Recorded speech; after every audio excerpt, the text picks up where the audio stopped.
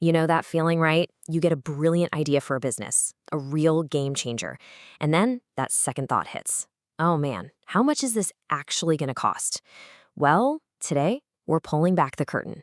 We're going to dissect the real world budget for a tech startup called Everyday Steve and see what it really takes to get an idea off the ground. But before we get into any spreadsheets or dollar signs, you've got to understand this. This isn't just about the numbers. At the very heart of this company is a powerful, very human mission. The whole point is to help our parents, our grandparents, live better and more independent lives. That's the why behind every single dollar we're about to look at. So that really is the $1,000,000 question. Or, well, maybe the $100,000 question. It's one thing to have a fantastic, noble idea. It's a whole other thing to actually fund it and bring it to life. So let's find out, what's the real price tag on this vision? Okay, so first things first. Before we can break down the costs, we need to be crystal clear on what Everyday Steve actually does. What is the product here? What are we even building? Okay, so what does that actually mean? Well, think of a small, smart device that sits in the home. It's built on something called a Raspberry Pi, which is just a fancy way of saying a tiny, very affordable computer. It uses AI to help with things like daily reminders, staying connected with family, and even monitoring for safety. The goal is to be super helpful, but also super simple and not intrusive. It's high-tech, but with a very human touch. All right, time to talk about the money. Let's start with the one-time costs. This is that initial mountain of cash you need just to get the doors open, build that first product, and let the world know you exist. This is your price of entry into the game. And there it is. The price of entry is somewhere in the ballpark of $74,000 to $135,000. Now, remember, that's the seed money you need before you've made a single sale. It's a big, kind of scary number for sure. So let's break it down and see exactly where all that money is going. So how does that big number get split up? Well, the chart makes it pretty darn clear. A whopping 72%, the lion's share, goes directly into product development and technology. I mean, that's the cost of actually building the thing. The rest gets split between marketing to get the word out and all the boring but essential legal and business setup stuff. And if you dig into that huge tech slice, you can see why it's so big. You're physically buying the hardware for prototypes, you're paying developers to code the software and integrate the AI, that's the large language model, the brains of the operation, and finally, you have to buy your first batch of inventory. This is the part where the idea stops being an idea and becomes a real, tangible product you can hold. Okay, so you've paid that big price of entry. You're officially in business. But as you know, the spending doesn't stop there, not even close. Now you have to fuel the engine every single month. These are the operating expenses, literally the cost of keeping the lights on. Every month, this company is spending between, let's call it $17,000 and $35,000.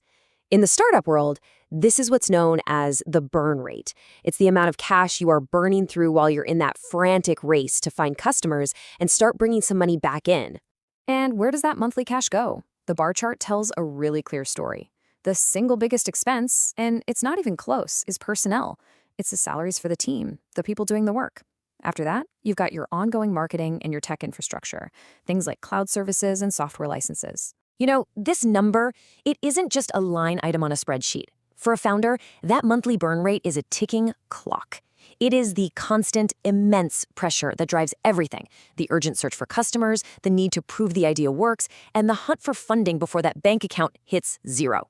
Okay, we have talked a lot about how a startup spends money. Let's flip the script. How does it plan to make it all back and then some? It's time to pivot and look at the revenue side of the equation. How is Everyday Steve actually going to become a sustainable business? So the company is weighing three main options for pricing. First, the purchase model. You buy the device for a one-time cost, then pay a small monthly fee for the service. Second, a pure subscription. You pay one monthly fee that covers everything, including the hardware. Or third, a hybrid model. You pay a smaller, discounted price for the device, and then a medium-sized monthly fee. And here is the game plan for growth. You see, you start small. The goal for year one is just 25 customers, which brings in a little under $2,000 a month.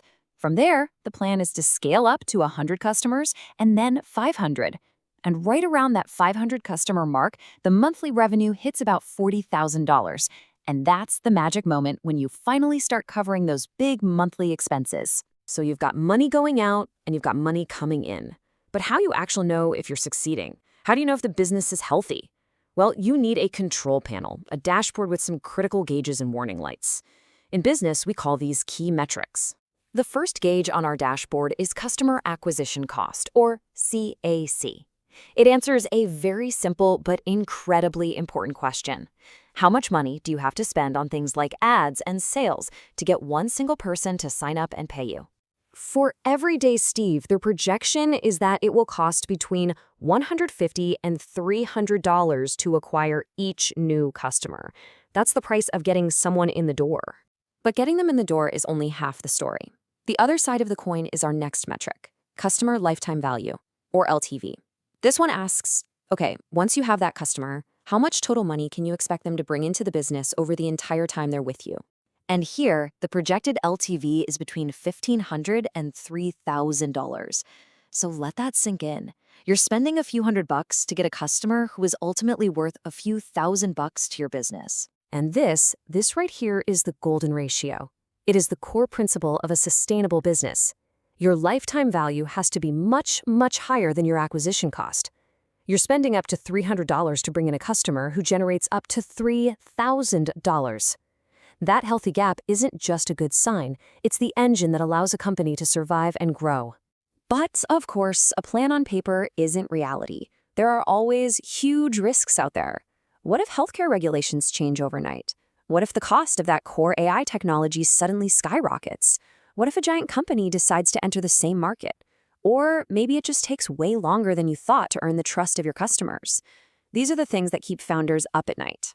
So what's the big takeaway here? What's the process? Well, it's pretty clear. First, you have to validate all your assumptions. That means getting out there and talking to real people. Next, you have to secure that initial funding. Then, you build tight financial controls so you know where every single dollar is going. And only then, once all of that is in place, do you start planning for massive scale. So there you have it. We've just walked through the entire financial anatomy of a startup, from the big, inspiring idea all the way down to the nitty-gritty numbers. This is the blueprint for turning a mission into a real business. It really makes you wonder, doesn't it? This is the blueprint for one idea.